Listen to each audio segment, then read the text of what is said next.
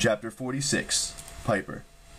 Air traffic control didn't want to let an unscheduled helicopter land at the Oakland airport until Piper got on the radio. Then it turned out to be no problem. They unloaded on the tarmac and everyone looked at Piper. "What now?" Jason asked her. She felt uncomfortable. She didn't want to be in charge, but for her dad's sake, she had to appear confident. She had no plan. She just remembered that he'd flown into Oakland, which meant his private plane would still be there. But today was the solstice. They had to save Hera. They had no idea where to go, or even if they were too late. And how could she leave her dad in this condition? "First thing," she said, I have to get my dad home. I'm sorry, guys." Their faces fell. "Okay," Leo said.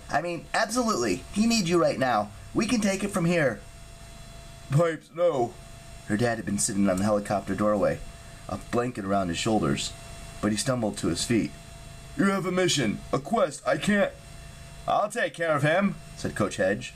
Piper stared at him. The satyr was the last person she expected to offer. "You?" she asked.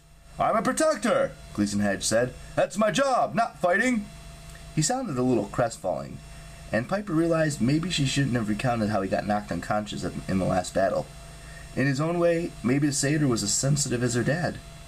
Then Hedge straightened and set his jaw. "Of course I'm good at fighting, too." He glared at them all, daring them to argue. "Yeah," Jason said. "Terrifying," Leo agreed. The coach grunted.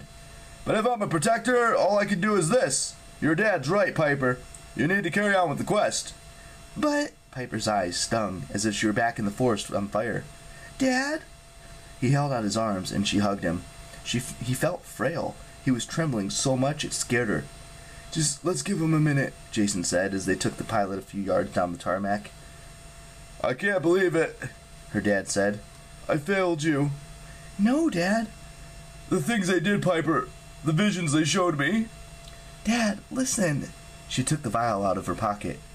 "Aphrodite gave me this, for you. It takes away your recent memories. It'll make it like none of this ever happened." He gazed at her as if translating her words from a foreign language. "But you're a hero. I would forget that." "Yes," Piper whispered. She focused an assuring tone into her voice. "Yes, you would. It would be like before." He closed his eyes and took a shaky breath. "I love you, Piper. I always have. I sent you away because I didn't want you exposed to my life. Not the way I grew up. Not the poverty, the hopelessness, now the Hollywood insanity either. I thought I was protecting you." He managed a brittle laugh. "As if your life were better without me. Or safer." Piper took his hand. She heard him talk about protecting her before, but she'd never believed it. She'd always thought he was just rationalizing, and her dad seemed so confident and easygoing, like his life was a joyride. How could he claim she needed protecting from that? Finally, Piper understood he'd been acting for her benefit, trying not to show how scared and insecure he was. He really had been trying to protect her, and now his ability to cope had been destroyed. She offered him the vial. "Take it.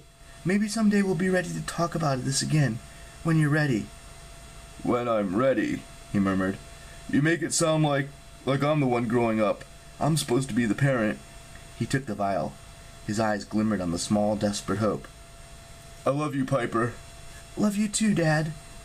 He drank the pink liquid. His eyes rolled up into his head, and he slumped forward. Piper caught him, and her friends ran to help. "Got him," Hedge said. The satyr stumbled, but he was strong enough to hold Tristan McLean upright. "I already asked our ranger friend to call for the plane. It's on the way. Home address?" Piper was about to tell him. Then a second thought occurred to her. She checked her dad's pocket, and his BlackBerry was still there. It seemed bizarre that he'd still have something so normal after all that he'd been through, but she guessed Claudius hadn't been any reasons to take it. "Everything's on here," Piper said. "Address, chauffeur's phone number. Just watch out for Jane." Hedge's eyes lit up like he sensed a possible fight. "Who's Jane?" By the time Piper explained, her dad's sleek white Gulfstream had taxied next to the helicopter.